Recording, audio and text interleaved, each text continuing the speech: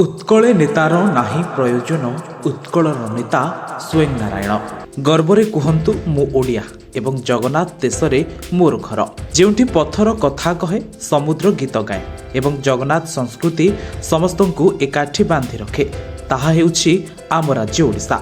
मु पुरुषोत्तम जगन्नाथ भूमि ओडिशा कहूछि। मु चंडाशोकु धर्माशोकरे परिणत करिथिबा कलिंग कहूछि। उत्कर्ष कलार अधिकारिणी उत्कल कहूछि। मु ऐतिहासिक उड्र देश कहूछि। एशिया महादेशर सर्वबृहत ह्रद चिलिका और दीर्घतम माटीबंध हीराकुद्र देश ओडिशा कहूछि। पुराण कहे पुण्यभूमि भारतर पूर्वतटरे पुण्यतोया बैतरणी और ऋषिकुल्या नदी मध्यस्थ दिव्य भूखंड हेउछि नीलाद्रि मंडल। एही पावन क्षेत्र रे परम पावन महोदधि तटरे नील सुंदर पर्वत जार कल्पवट मूलरे स्थित नीलकंदर महाप्रभु नीलाद्रीश दारु ब्रह्म विराजित। काव्यक भाषारे कवि लिखिछन्ति भारत सरसे उत्कल कमल तामध्ये केशर पुण्य नीलाचल। जो भूमि रे परमेश्वर दारु ब्रह्म रूपरे विराजित तार संतान तो गौरवान्वित हेबा स्वाभाविक। आज्ञा हाँ दर्शक बंधु मु सेई माटी मो माटीर महानता रामायणर श्रीराम को मध्य रमणीय करथिला। विश्रवा ऋषिंक पुत्र परम शिवभक्त ब्राह्मण दशानन रावणर हत्याजनित ब्रह्महत्या पापरू मुक्त हेबा निमंते निजर धनुतीर को श्रीराम एकाम्र क्षेत्र में महाप्रभु श्री लिंगराजଙ୍କୁ समर्पण कर तांकर शरणागत होइथिले। जहाँ सारा भारत मध्य एकमात्र शैवपीठ जार चूड़ारे पारमेरिक त्रिशूल स्थान रे श्रीरामଙ୍କ धनुतीर विराजित।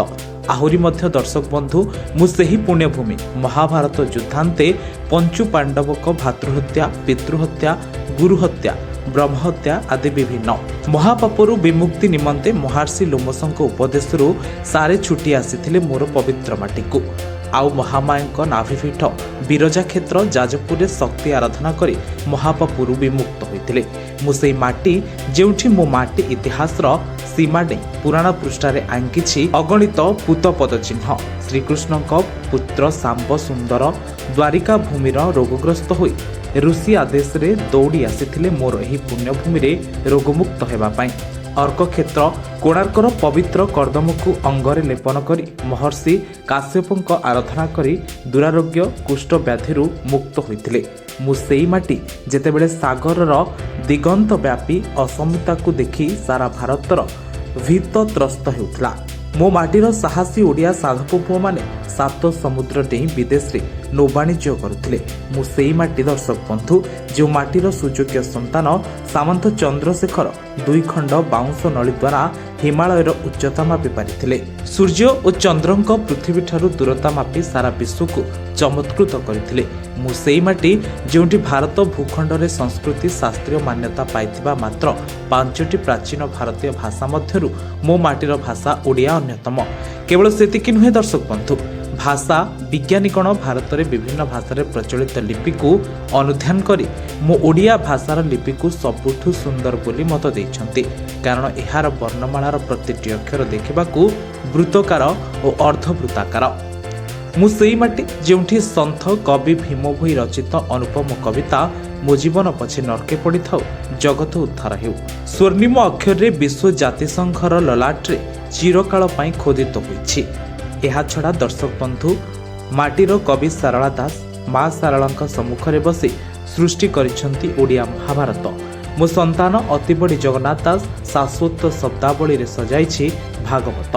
बलराम दास लिखिछंती ओडिया रे दांडी रामायण एवं श्रीमद् भगवत गीता। मो पुण्यभूमि रे कवि जयदेव जेतेबेले कवितार पदपूरण पाए शब्द पाए नाई स्वयं महाप्रभु श्री जगन्नाथ कवि भूमिका रे अवतीर्ण होई कवितार पंक्ति पूरण करबाकू जाय लिखिछंती देही पद पल्लभ मुदार। विश्वर गौरवमय संस्कृति मध्य उत्कलीय संस्कृतिर स्थान रही। कला मो माटीर अंग होइथिबारु मोर प्राचीनतम नाम कलिंग। उत्कृष्ट कलाकृतिर अधिकारिणी होइथिबारु अतीतरे मोर नाम थिला उत्कल। 1250 मसीह निर्मित सूर्य मंदिर निजर अनुपम भास्कर्य हेतु विश्वर पुरातन सप्ताश्चर्य मध्य स्थान पाइछि। इतिहास कहे चंद्रगुप्त मौर्यଙ୍କ नाती अशोक कलिंग युद्ध में मोर 1 लाख वीर संतान प्राण नेले। 1.5 ଲକ୍ଷଙ୍କୁ ବନ୍ଦୀ କରି ମୋ ମାଟିକୁ କରାୟତ୍ତ କରିଥିଲେ। ମାତ୍ର ମୋ ପୁଣ୍ୟଭୂମିକୁ ସ୍ୱର୍ଗ କରି ସେ ଚଣ୍ଡାଶୋକରୁ ଧର୍ମାଶୋକରେ ପରିଣତ ହୋଇଥିଲେ। ମୋ କୋଳରେ ଜନ୍ମିତ ସୁଯୋଗ୍ୟ ସୁଭାଷ ଚନ୍ଦ୍ର ବୋଷ ଆଜାଦ ହିନ୍ଦ ଫୌଜ ଗଠନ କରି ନେତାଜୀ ରୂପେ ପରିଚିତ। ମୁଁ ସେଇ ମାଟି, ମୋ ମାଟିର ବୀରଗାଥା ବିସ୍ମୟକର, ସ୍ୱର୍ଗୀୟ ଓ ସ୍ୱାଭିମାନର ଜୟଯାତ୍ରା।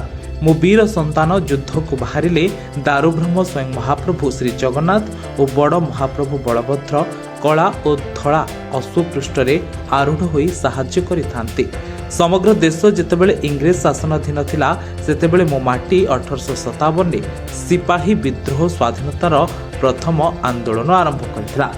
ଆହୁରି ମଧ୍ୟ ଦର୍ଶକ ବନ୍ଧୁ, ମୁଁ ସେଇ ମାଟି, ମୋ ସନ୍ତାନ ହିଁ ସମଗ୍ର ବିଶ୍ୱରେ ନାରୀ ସ୍ୱାଧୀନତାର ପ୍ରଥମ ଉଦ୍ଘୋଷକ। ମୋ ସନ୍ତାନ ରୂପରେ ବଳରାମ ଦାସ ରଚନା କରିଛନ୍ତି ଲକ୍ଷ୍ମୀ ପୁରାଣ।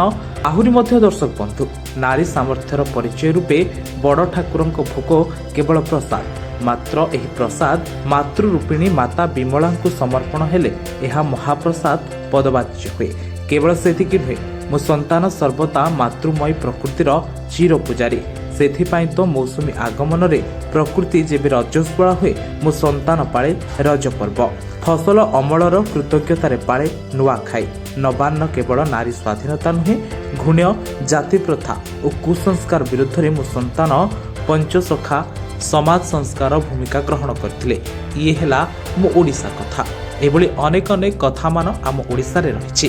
ଆମ ଓଡ଼ିଶା ଭଳି ରାଜ୍ୟ ତ୍ରିଭୁବନରେ କେଉଁଠି ମଧ୍ୟ ନାହିଁ, କାରଣ ଆମର ପରମ ଆରାଧ୍ୟ ସ୍ୱୟଂ ମହାପ୍ରଭୁ ଶ୍ରୀ ଜଗନ୍ନାଥ ଉତ୍କଳ ଓଡ଼ିଶାକୁ ବାଛିଛନ୍ତି ଏବଂ ଏହିଠାରେ ଅବସ୍ଥାନ କରି ସାରା ବ୍ରହ୍ମାଣ୍ଡକୁ ଚଳାଉଛନ୍ତି।